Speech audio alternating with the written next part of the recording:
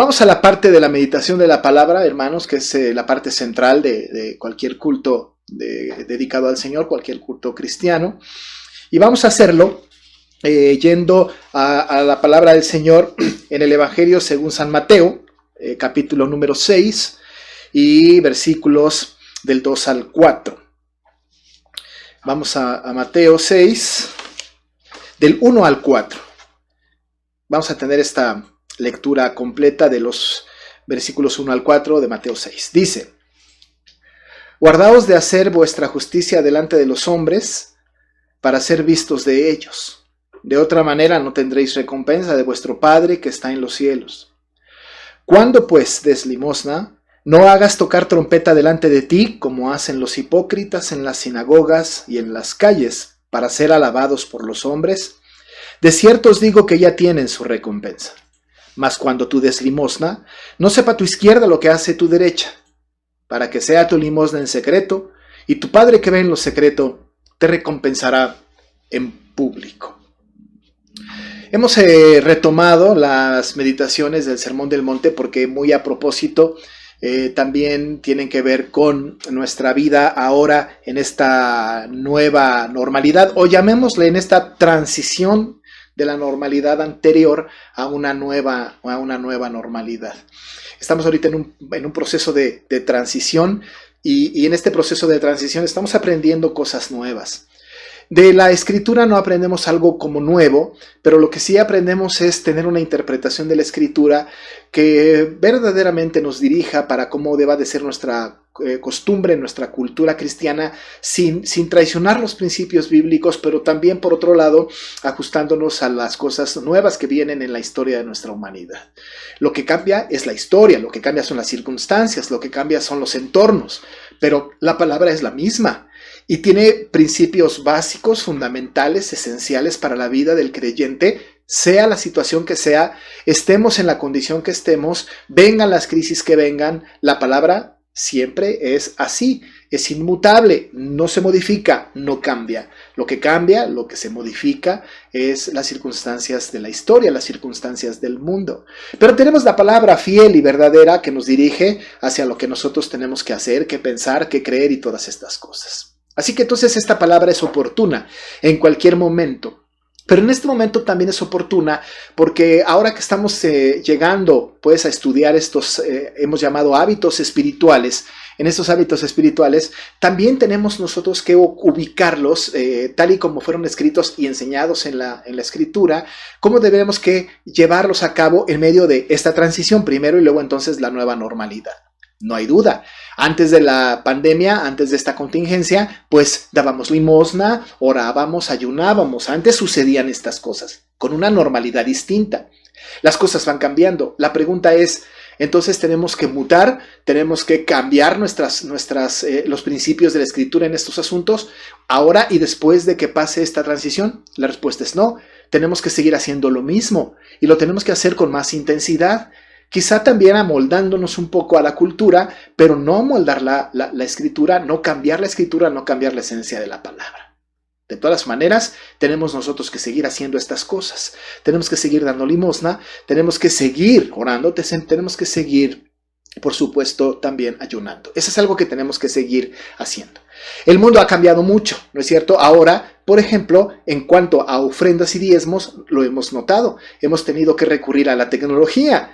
¿No es cierto? Nosotros sabemos que tradicionalmente lo que se hace es que pasa el diácono y ¿no? Pasa con el alfolí, con la canasta y se recogen ofrendas. El diezmo, en nuestra iglesia por lo menos tenemos la costumbre de que se pone una canasta al centro de la iglesia y la gente pasa y va dejando su sobre con su diezmo una vez al mes. Esto es algo que tradicionalmente lo estamos haciendo, cumpliendo la norma bíblica, no la desobedecemos. Pero ahora estamos en una circunstancia distinta y podemos darnos cuenta hoy que, por ejemplo, la ofrenda y el diezmo, pues ya no lo tenemos en una recolección de los diáconos, sino que la tenemos a través de un asunto o de un ejercicio pues virtual de alguna manera, ¿no? Se hacen transferencias, se hacen depósitos, ya ni siquiera tenemos que ir al banco. Muchas veces ya se pueden hacer estas cosas pues a través de la tecnología. Pero el principio sigue ahí, seguimos siendo obedientes a eso. Lo que ha cambiado es la manera en cómo lo hacemos, pero el principio que está en la Escritura es inamovible, es inmutable. No pudiésemos nosotros sacar conclusiones diciendo que como el mundo ha cambiado, entonces ya no vamos a dar ofrenda, o ya no vamos a diezmar, o ya no vamos a orar, o ya no vamos a ayunar, o ya no vamos a dar limosna. Lo que cambia entonces es la circunstancia del mundo, el principio queda allá inamovible, inmutable, ahí está, y no podemos nosotros modificarlo. Así que nos viene bien seguir estudiando el Sermón del Monte, porque los principios que de ahí emanan dirigen nuestra vida hacia aquellas cosas que debemos de estar haciendo, debemos de seguir haciendo. Ya hemos insistido, hemos dicho que el Sermón del Monte habla de nuestro carácter, del carácter del cristiano, se lo dijo el Señor a los discípulos en las bienaventuranzas. Habla acerca de la conducta de este hombre que tiene un carácter creyente en relación con el mundo, en relación con la ley. Hemos hablado de que tenemos que ser sal y luz. Y también nos hemos confrontado con la Escritura cuando el Señor habla acerca de la ley. Habéis oído que fue dicho por los antiguos, y nos ha dado una cátedra de una exégesis preciosa de algunos mandatos bíblicos que tenemos que atender. En aquellos mandatos bíblicos que tenemos que atender con esta exégesis, esta interpretación que el Señor Jesús da acerca de estos mandamientos. Por ejemplo, tenemos que el Señor apeló al corazón. No es tan importante, aunque sí lo es, cumplir con la norma de conducta de no cometer tal o cual asunto que transgreda la ley, sino se va al fondo y habla acerca de lo que radica en el corazón. Por eso, no solamente es adulterio, ¿no?, la relación ilícita con otra persona, sino incluso mirar a alguien que está radicado pues en el corazón. No solamente es ilícito, no matar a alguien, sino es ilícito que haya en nuestro corazón un sentimiento de odio, ¿no?, de llamar fatuo a nuestro hermano. Es decir, el Señor ha apelado a nuestro corazón en los mandamientos y dirige la atención nuestra pues hacia esos asuntos del corazón. En estos asuntos, tanto de la limosna como de la oración y como del ayuno no puede ser distinto. Sigue habiendo un concepto que viene en el fondo del hombre, en lo que hay en el interior del ser humano, especialmente del creyente, porque este mensaje está dirigido para los discípulos de Cristo que vienen a Jesús y que reciben esta enseñanza maravillosa de él. Tenemos que hacer una distinción como introducción a este texto, porque va a hablar de la limosna, una breve descripción, ¿no?, y hablar con toda precisión de la diferencia que hay entre un diezmo, una ofrenda y una limosna. Algunas personas han hablado de este texto y llamando a este texto o llevándolo hacia el punto de las ofrendas. Esto está equivocado. No estamos hablando de ofrenda ni de diezmo, estamos hablando de limosna. Cuando hablamos del diezmo, por ejemplo, es un mandato que el Señor nos ha dado desde el Antiguo Testamento y que se preserva ahora en nuestra época, a pesar de que algunos piensen que no es así, sigue vigente el diezmo para nosotros. Es un mandato del Señor en donde tenemos que dar la 10ª parte de nuestros ingresos. Esto es algo obligatorio del creyente, es algo que no debemos dejar de hacer. Esto es lo que la Biblia exige de nosotros, es la 10ª parte de lo que nosotros llega a nuestras manos durante el tiempo que vaya llegando. Conforme nos va llegando, nosotros ofrecemos esto. Y como dice la palabra, traemos nuestros diezmos al alfolí, y en el Antiguo Testamento servía para alimentar y para sostener a los levitas y sostener el tabernáculo, los lugares de adoración. Ahora pues tiene la misma función. La ofrenda, a diferencia del diezmo, no tiene un porcentaje determinado, pues ahí tenemos que dar conforme a nuestro corazón, que cada quien dé conforme a su corazón, y lo tenemos que hacer con un corazón alegre. Esto viene del corazón. Ofrendamos al Señor, traemos nuestra ofrenda al Señor y lo hacemos con mucho gozo, y no tiene una cantidad muy específica. Las ofrendas pueden ser de cualquier cantidad. Esto es lo que dispone el Señor en nuestro corazón y traemos nuestra ofrenda. Y la ofrenda también se presenta al templo, también se presenta para el servicio del Señor en este sentido. Pero ahora nosotros tenemos un concepto distinto, que es la limosna. Pero cuando aquí en este texto se habla de limosna, por supuesto que no se está hablando de una ofrenda y no se está hablando de un diezmo. Tenemos que tener mucho cuidado con esto. Tanto la ofrenda como el diezmo se dan al Señor. Es algo que al Señor se entrega. Luego nosotros damos también a otras personas, le entregamos algo a otras personas y le llamamos incluso ofrenda. Decimos cosas como, te voy a dar una ofrenda, y le damos una especie de ofrenda. Bueno, de alguna manera no está mal dicho, pero la esencia de la ofrenda está pues para ser entregada al Señor. Pero ¿qué hay con el tema de la limosna entonces? La limosna tiene que ver con dar a las personas pobres, dar a los necesitados. Incluso otras versiones, aparte de Reina Valera 60, dirán, Por ejemplo, cuando le des a alguien que pasa por necesidad. Entonces apela al pobre, al que está pasando por una necesidad. Esta versión, la Nueva Traducción Viviente, no dice que al pobre, no dice esto, no dice cuando des limosna solamente, sino dice cuando des a alguien que pasa por necesidad, porque este es el énfasis de la expresión del Señor. Una versión distinta dice cuando des a los necesitados, que de alguna manera pues es lo mismo. A los que tienen necesidad, evidentemente son los necesitados. Concentremos nuestra atención entonces en este mandato del Señor hacia nosotros como creyentes y discípulos de Él, acerca de la necesidad de dar una limosna, de dar este dinero a las personas que lo necesitan. Tengo que decir que tanto el que lo da como el que lo recibe no tiene que sentirse menospreciado. El que lo da no se tiene que ufanar de que lo dio, y el que lo recibe no tiene que pensarse como una persona de baja calidad o de bajo nivel, porque hay personas que dicen yo no acepto limosnas de nadie. Esa es una postura orgullosa de personas que no entienden la esencia del Evangelio. La Biblia habla con toda claridad. Cuando des limosna, cuando des a alguien que pasa por necesidad, cuando des a los necesitados, tanto el que da como el necesitado tienen que hacerlo ambos con gozo. El que lo da con gozo, el que lo recibe también lo tiene que recibir, por supuesto, con gozo. La Biblia hace mucho énfasis, tiene énfasis importantes, significativos en cuanto a la atención a la necesidad de los pobres. Por ejemplo, el pasaje de Proverbios, el proverbista, en esta serie de aforismos tan didácticos que tiene en sus escritos, dice, por ejemplo, en el capítulo 14, verso 31, el libro de Proverbios: el que oprime al pobre afrenta a su hacedor, mas el que tiene misericordia del pobre lo honra. El capítulo 22, verso 9 de este mismo libro dice: el ojo misericordioso será bendito, porque dio de su pan al indigente. La base sobre la cual debemos ser nosotros cuidadosos con los más necesitados no está puesta sobre la base de la pobreza en sí misma, sino en el mandato de amor que nos debemos unos a otros sin distinción. Cuando yo le voy a dar al necesitado, al pobre, no tengo que darle al pobre, no le tengo que dar al necesitado, no tanto porque sea necesitado o porque sea pobre, que realmente lo es, sino porque es mi prójimo, sino porque emana de un amor que el Señor ha puesto en mi corazón, y porque es mi prójimo se lo doy. Esto cambia la perspectiva de la limosna, ¿no es cierto? Porque entonces yo no me erijo como rico o como pudiente o como capaz, y al ponerme como capaz, entonces subalterno a mí a todas las personas que reciben de mí algún bien. No le estamos dando en todo sentido. No, la exigencia es darle a aquel porque es pobre necesariamente, porque es necesitado necesariamente, sino porque es prójimo nuestro, sino porque el Señor nos ha mandado a amar al prójimo, y en el mandato de amar, por supuesto, está implícito dar a aquel que lo necesita. Santiago lo dice muy bien. Miren cómo lo dice Santiago en el capítulo 2, versos 5 al 9. Dice: hermanos míos amados, oíd. ¿No ha elegido Dios a los pobres de este mundo para que sean ricos en fe y herederos del reino que ha prometido a los que le aman? Pero vosotros habéis afrentado al pobre.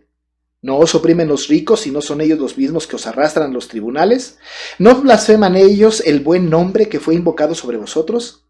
Si en verdad cumplís la ley real, conforme a la Escritura, amarás a tu prójimo como a ti mismo, bien hacéis. Pero si hacéis acepción de personas, cometéis pecado y quedáis convictos por la ley como transgresores. La base sobre la cual descansa aquella actitud de dar una limosna al que lo necesita está sobre la base del amor de Dios, el amor que ha puesto entre nosotros, el amor al prójimo. Sí, es pobre, es necesitado. Pero no te voy a dar una limosna porque eres pobre o necesitado necesariamente porque eres mi prójimo, sino porque eres mi prójimo y porque te amo y el Señor me ha mandado a amarte. Por esto, tú, en esta necesidad de pobreza, en este estado de necesidad, por supuesto, entonces yo te puedo ayudar, yo te puedo dar algo. Ya hemos dicho, hermanos, que el Señor está afirmando que esta es una actividad que se supone que los discípulos están haciendo, ¿no? No es algo que el Señor diga, si acaso les nace dar limosna. No dice esto, ¿no? Ya lo decíamos la semana pasada. O en el caso remoto que se vean las necesidades, da una limosna. Esto no está diciendo, está dando por sentado. Recuerde usted que la expresión cuando pues, en todos los casos, cuando ores, cuando pues des limosna, cuando ayunéis, está diciendo el Señor cuando lo hagan, porque está dando por sentado que lo hacemos.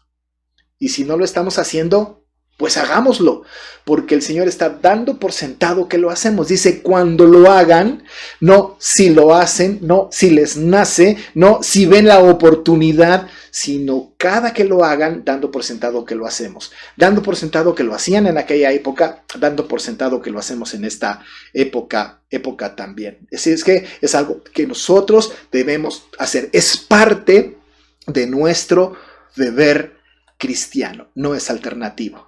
No es accesorio de la fe, es parte de nuestras conductas. Por eso le hemos llamado a esta serie de sermones hábitos espirituales, porque es algo que tiene que ser parte de nuestros hábitos. Y los hábitos son las cosas que hacemos consuetudinariamente, que hacemos constantemente. De tal manera que entonces queda claro que el asunto de la limosna no tiene que ver con la ofrenda, con el diezmo, y tiene que ser entregado al pobre, que no necesariamente porque es pobre o necesitado, sino porque emana de un corazón regenerado que ama a su prójimo como a sí mismo.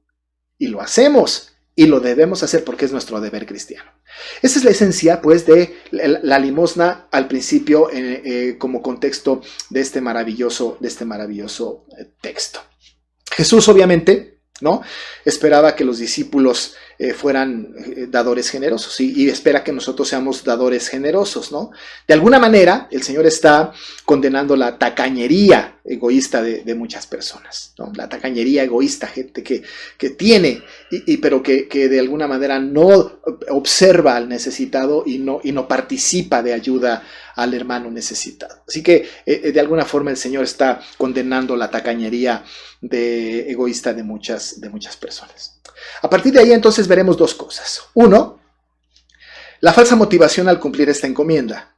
Y dos, la motivación correcta para cumplir esta encomienda. Empezamos con la primera. La primera tiene que ver entonces con la falsa motivación al cumplir esta encomienda, ¿no? Tenemos que decir que no basta la generosidad. A lo largo de este sermón, nuestro Señor está interesado en la motivación, como ya dijimos, en los pensamientos del corazón.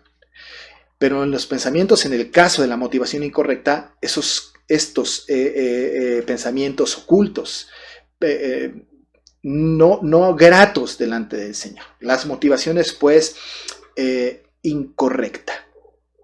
Cuando el Señor estuvo exponiendo acerca de los mandamientos, habló, y ya lo dije al principio, acerca de lo que hay en el corazón. La comisión del pecado, por supuesto, ofende al Señor, pero lo que hay detrás en el corazón, esto ofende también al Señor. Así que esto impera en el texto, no solamente de este pasaje que estamos leyendo, sino de todo el Sermón del Monte. En el asunto de dar, Jesús tiene el mismo interés en los pensamientos secretos, en lo que hay en el corazón. La pregunta no se refiere tanto a qué hace la mano, si da el dinero en efectivo o si lo da en cheque o a través de un depósito bancario en especie. No va en este sentido, sino a qué piensa el corazón mientras la mano hace eso, mientras que estamos haciendo esto. ¿Qué hay en el corazón cuando damos una limosna? ¿Qué hay en el corazón de los discípulos cuando veían a una persona necesitada y sacaban su bolsita de recursos de dinero o quizá comida o lo que fuera y daban a las personas? ¿Qué había en el corazón de estas personas? ¿Qué hay en el corazón de nosotros cuando vemos a una persona necesitada y le brindamos ayuda? ¿Qué hay? Tenemos que hacer un análisis muy introspectivo para sacar la verdad de nuestro corazón. ¿Qué hay en mi corazón cuando yo hago esto? Existen tres posibilidades. Una, buscamos la alabanza de los hombres. Esta posibilidad es muy común, ¿no? Quiero que la gente me vea y quiero que digan, qué dadivoso es, qué dadivosa es. Esta es una posibilidad que hay en el corazón.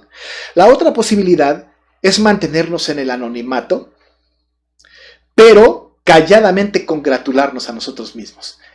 Nadie me ve, yo doy mi limosna, yo le ayudo al que lo necesita, salgo de la casa, salgo del lugar, salgo de la presencia de aquel a quien he necesitado y voy caminando diciéndome, qué bueno soy, qué bárbaro, ahora sí, soy lo mejor. Ese es un pensamiento humanista que radica en el corazón del hombre. La tercera posibilidad es que estamos deseosos solamente de la aprobación de nuestro Padre Celestial. Nota estas tres. Una es, busco la alabanza de los hombres. 2, busco autocongratularme con lo que acabo de hacer. Y 3, busco la gloria del Señor. Busco que el Señor sea bendecido y que el Señor o nosotros tener la aprobación de nuestro Dios. Los fariseos de aquella época tenían hambre voraz para recibir alabanza de los hombres. Unos a otros se rendían gloria. Jesús les tuvo que decir que no buscaran su propia gloria, sino que tenían que buscar la gloria del Señor. El evangelista Juan, en el capítulo número 12, verso 41 dice, al respecto de los fariseos, porque amaban más la gloria de los hombres que la gloria de Dios. Que la gloria de Dios. La motivación del fariseo era la alabanza de los hombres y no la gloria de Dios. Cuando los fariseos iban y caminando por las calles, y había muchos necesitados en aquella época. Había gente que se postraba en las puertas de los lugares sagrados, porque se supone que ahí la gente iba y se consagraba y se sensibilizaba su corazón y la gente daba limosnas. Pues llegaba el fariseo y con toda la pompa que le acompañaba y con todo aquello que lo acompañaba, la parafernalia que lo acompañaba, entregaba su limosna. A veces limosnas importantes, pero esta limosna tenía que ver con un corazón endurecido de un fariseo que competía con otro y pareciera ser que había una especie de competencia de a ver quién da más. Claro que el pobre era beneficiado a la distancia, pero el corazón de aquel que daba, el corazón aquel que ofrendaba esa limosna, que entregaba esa limosna, era un corazón corrompido y la limosna que daba no era agradable ante los ojos de Dios, aunque satisfaciera la necesidad de los hombres. De ninguna manera, porque ellos lo que buscaban era su propia gloria.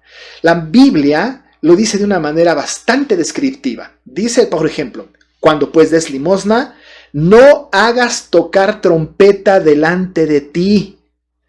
Esto es muy significativo. No hagas tocar trompeta. Ahora, no nos podemos imaginar en aquella época a los fariseos caminando en las calles con un séquito atrás de trompetistas.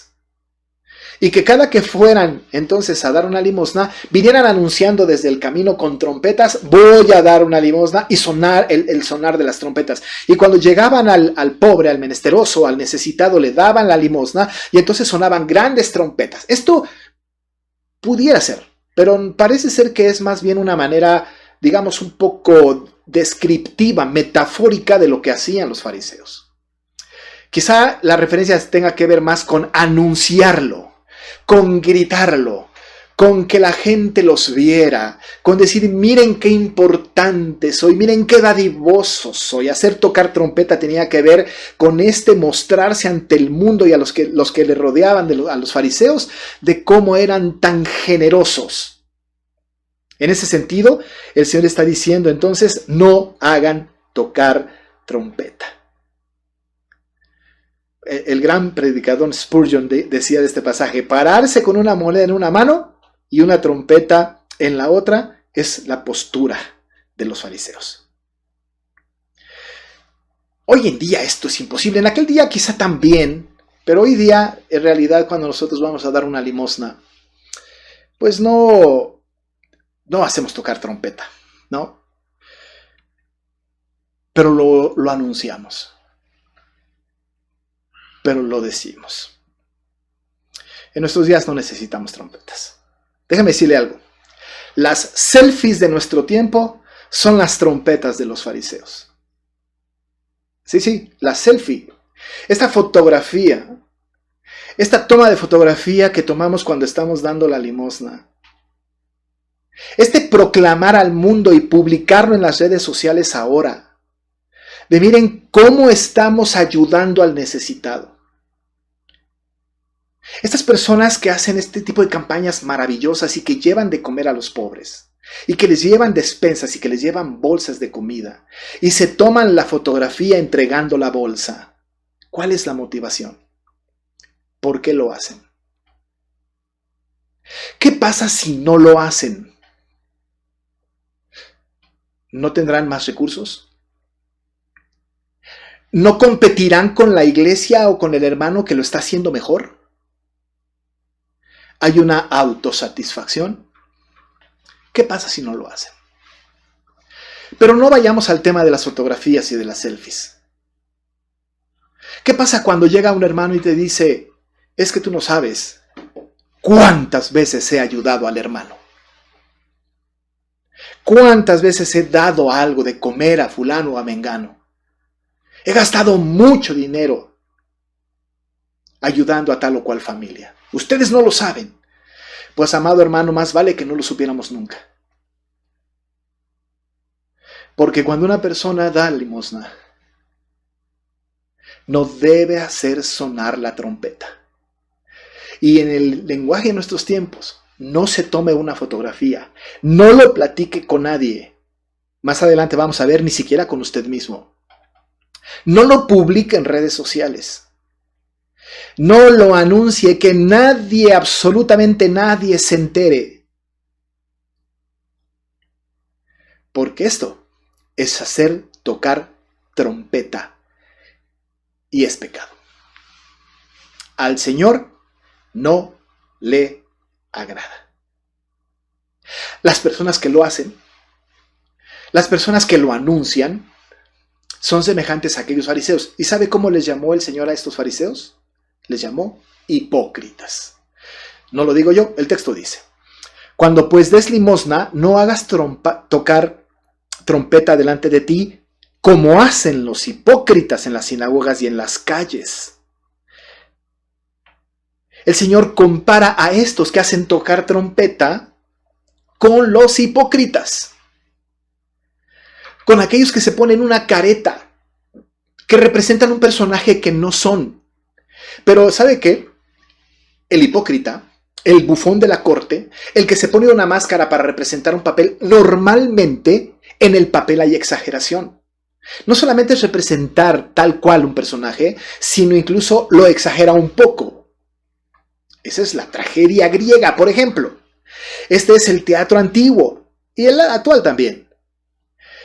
Ponerse una careta no significa tener una máscara necesariamente, sino representar a otra persona que no es él.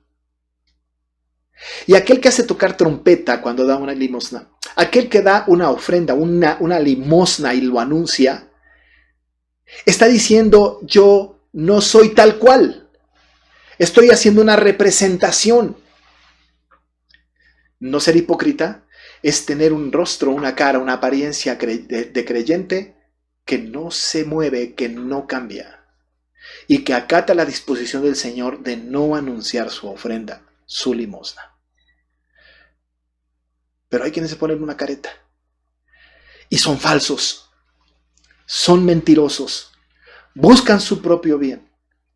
El Señor ha nombrado a algunos, ¿no? A los fariseos los ha llamado hipócritas en una gran cantidad de veces. Aquí lo tenemos con el tema de la limosna. Pero más adelante va a hablar acerca de orar en las sinagogas y en público para ser vistos de los hombres. Son hipócritas. Aquellos que ayunaban para verse desarreglados y demacrados, para dar una impresión espiritual a los que lo rodeaban, estos, decía el Señor, son también hipócritas. Aquellos que decían una cosa pero hacían otra, el Señor les llamó a estos hipócritas. Aquellos que diezmaban de los productos de la despensa pero faltaban en temas profundos de la ley, estos son hipócritas. El Señor les llamó sepulcros blanqueados, llenos de impiedad. Estos son hipócritas. Y el Señor llama a aquellas personas que dan limosna y que hacen tocar su trompeta y lo anuncian a los cuatro vientos, dice, estos son hipócritas. Dice el Señor, no seas como los hipócritas. No sean como los hipócritas. El problema es que ellos buscan la alabanza de los hombres. Dice el texto, que no hagan como los hipócritas en las sinagogas y en las calles para ser alabados de los hombres, porque esta era la intención. De cierto os digo que ya tienen su recompensa. Los fariseos de aquella época lo que buscaban era justo lo que dice el texto, ser alabados de los hombres. Que la gente los viera. Y que la gente los viera y les aplaudieran y los alabaran. Se sentían tan bien, tan importantes. Bueno, pues dice el Señor, ellos ya tienen su recompensa. De cierto os digo que ya tienen su recompensa. Busca los aplausos de los hombres y los recibes, ahí está tu recompensa. Buscas el reconocimiento de las personas a tu alrededor y lo recibes, ahí está tu recompensa. Buscas que la gente te ponga en alto y tengan un concepto de ti, de una persona buena, dadivosa, espiritual, y así te tienen. Dice el Señor, de cierto os digo, ya tienen su recompensa. Amados hermanos, si nosotros damos limosna y hacemos tocar la trompeta, nos tomamos fotografías, lo anunciamos, diríamos popularmente, cacareamos el huevo. Y la gente nos aplaude, nos recibe y tenemos puestos importantes y somos los más dadivosos de la iglesia. Déjeme decirle que esto buscó, esto obtuvo. El Señor dice, ya tienes tu recompensa. De cierto, les digo, esta es su recompensa. Pero esta recompensa solamente tiene una temporalidad. Durante nuestra estancia terrenal. Durante nuestra estancia terrenal. Pero, en segundo lugar, ¿cuál es la correcta motivación para cumplir esta encomienda? Ahora preguntaremos entonces, ¿cómo damos limosna? Bueno, es obvio que todo lo contrario. Evidentemente está condenado, no está permitido, el Señor prohíbe que demos nosotros limosna. Conste que no dice que no la demos, que sí la demos, porque cuando la demos, pero lo que tenemos que hacer es que no debemos de ninguna manera hacer tocar la trompeta. No debemos anunciarlo, no debemos promoverlo, que nos vean. Esto está claro, que lo que nos vean nos hace como hipócritas. La gente nos aplaudirá y ahí está nuestra recompensa. Pero entonces, ¿de qué manera lo tenemos que hacer? La manera que la tenemos que hacer es contracultura. Hemos dicho que el Sermón del Monte es contracultura, ¿no es cierto? Porque mientras que la cultura dice una cosa, el Señor en el Sermón del Monte dice otra completamente contraria. Nosotros nos preguntaríamos, ¿qué caso tiene dar al necesitado si nadie se va a enterar? ¿Qué gano con esto? Porque en este mundo pragmático, en este mundo en que necesitamos negociar, ¿qué ganamos con esto? La pregunta quizás sería, hermano, si usted da una limosna al necesitado y no lo anuncia a nadie, no lo avisa, no lo publica, no hace sonar pues la trompeta, ¿qué gana con eso? La respuesta en realidad, que durante el tiempo terrenal, bueno, pues nada. Pero entonces es un tema de contracultura, no es pragmático, no hay utilidad. ¿Para qué lo hacemos? Y sin embargo el Señor dice que lo hagamos. Pero tiene que ser con una motivación correcta. Dice el versículo 3, más, cuando tú des limosna, otra vez dando por sentado que se da, dice el Señor, no sepa tu izquierda lo que hace tu derecha. Tienes que autoengañarte. Auto-ocultarte. Qué cosa tan difícil, ¿no? Porque la derecha es normalmente la mano activa, ¿no es cierto? Y Jesús supone que la usaremos al entregar algún donativo. Luego añade que nuestra izquierda no debe enterarse. Imagínense qué difícil es esto, ¿no? ¿Sabe qué? Que en la experiencia nuestra, por nuestro cuerpo, la derecha, cuando hace algo, por supuesto que se entera la izquierda. ¿Qué haremos para que no se entere la izquierda? ¿Acaso yo tomaré el cheque en una mano y guardo mi mano izquierda atrás para que no vea? ¿Cómo es que la izquierda puede ser engañada? Cuando la izquierda y la derecha y la izquierda se mueven simultánea y coordinadamente como ahora. Ni siquiera yo en mi mente tengo que pensar, ahora voy a mover la izquierda, ahora voy a mover la derecha.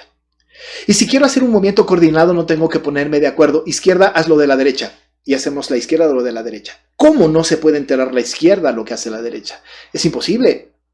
Imposible. Imposible. A menos que no tuviéramos la izquierda. Es imposible. ¿Cómo la engaña? Pero no solamente la izquierda de la derecha, ¿cómo engaña al resto de su cuerpo? Si usted se machuca el dedo del pie, todo el cuerpo se entera. Y todo el cuerpo lo siente. ¿Cómo se engaña el cuerpo? No se puede. Y aquí el Señor nos está diciendo que tu de izquierda no sepa lo que hace tu derecha. ¿Cómo no se entera? ¿De qué manera puede ser esto? Así que no solamente encontré esto en internet sobre puede ser esto. Échale un ojo. No solamente tenemos nosotros que no autoengañarnos, no solamente no tenemos que anunciarlo,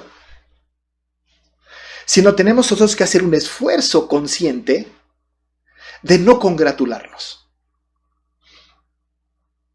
No solamente no debemos de contarle a nadie lo que estamos haciendo, sino que debemos nosotros ser conscientes de que lo que nosotros hacemos tiene que ser olvidado por mí, ni siquiera recordado. No tenemos nosotros que venir después de dar una limosna y decir, qué bueno soy, nadie se va a enterar.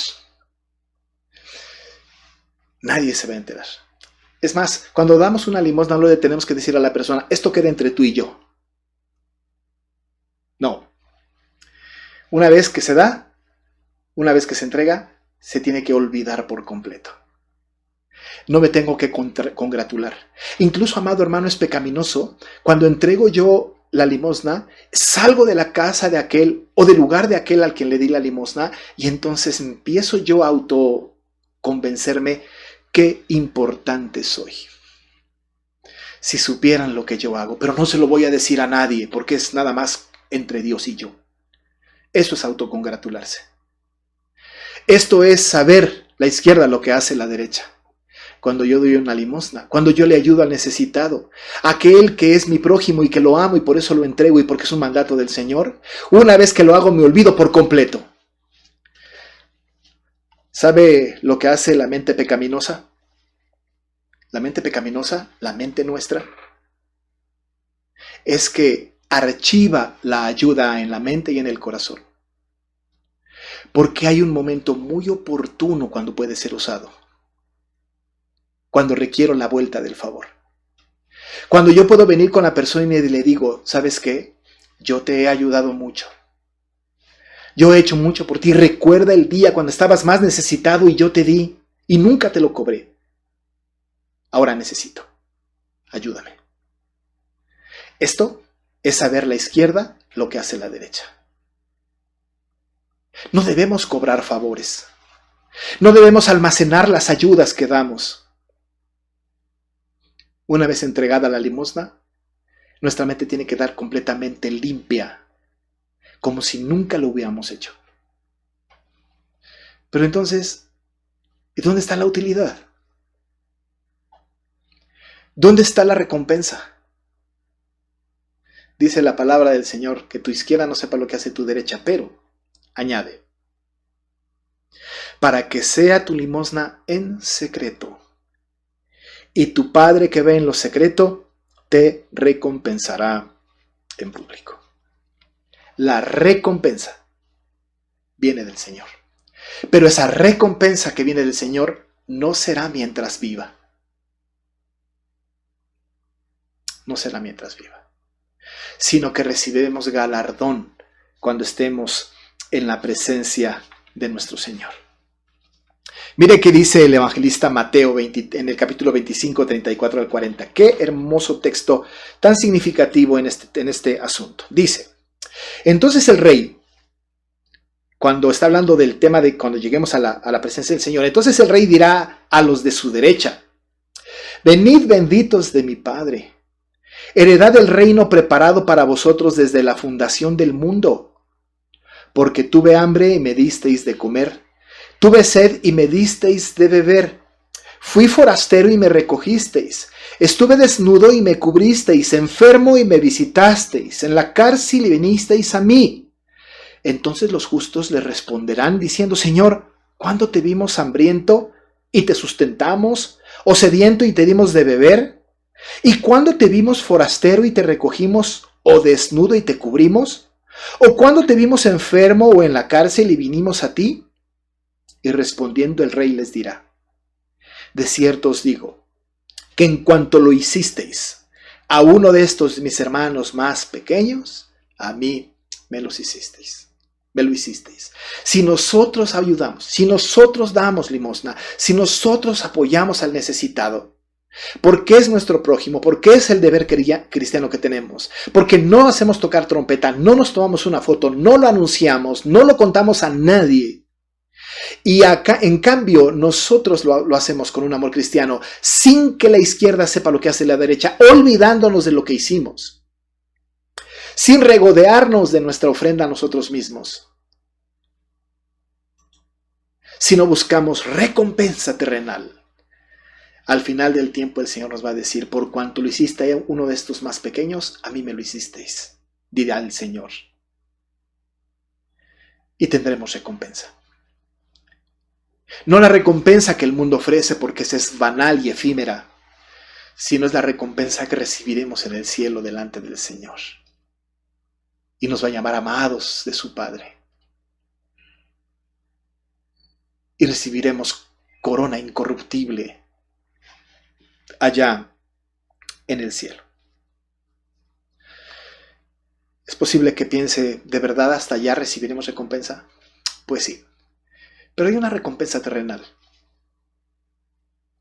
Una buena conciencia y el gozo de haber sido objetos del amor de Dios al entregar la dádiva que entregamos. El gozo del deber cumplido. Claro, la conciencia nuestra y el gozo del deber cumplido deben de ser la recompensa. Amados hermanos, en este tiempo de necesidad, hay muchas personas que tienen necesidad. No espere una campaña para ayudar. Hágalo. Si conoce a alguna persona que está en necesidad, una persona pobre, hágalo. No lo condicione. No le cuestione. No sume todas las veces que lo ha hecho. Hágalo. Porque esto viene de una conciencia limpia, de un corazón regenerado, que no busca hacer tocar trompeta, sino que desinteresadamente, ni siquiera regodeándose de sí mismo, cumple el mandato del Señor, como un hábito espiritual. Que no sepa la izquierda lo que hace la derecha. Y nuestra recompensa, amado hermano, no será durante este tiempo, que ciertamente es el gozo del deber cumplido, pero al final recibiremos recompensa del Señor. El hábito de la limosna tiene que ser un hábito de la iglesia. Que Dios nos bendiga. Vamos a orar. Padre, muchas gracias porque tu palabra nos dirige hacia lo que tú quieres y cambia nuestro pensamiento y nos hace ver las cosas de manera diferentes. Y en este tema de la limosna, Señor, ayúdanos. Queremos hacerlo como tú quieres. No quisiéramos nosotros decidir si lo hacemos o no, sino lo debemos hacer, y cuando lo hagamos, no hacer tocar trompeta detrás de nosotros. No anunciarlo, no tomarnos una fotografía, no publicarlo en un boletín. No, Señor, porque nuestra izquierda no tiene que saber lo que hace la derecha. Ni siquiera nosotros mismos tenemos que regodearnos de nuestra limosna. Pero que tú seas agradado. Ese es el propósito. No queremos una recompensa terrenal, es banal. No queremos el aplauso o el reconocimiento, es efímero. queremos la recompensa eterna, aquella que le has prometido a los amados de tu reino. Gracias, Señor, en el nombre de Jesús. Amén.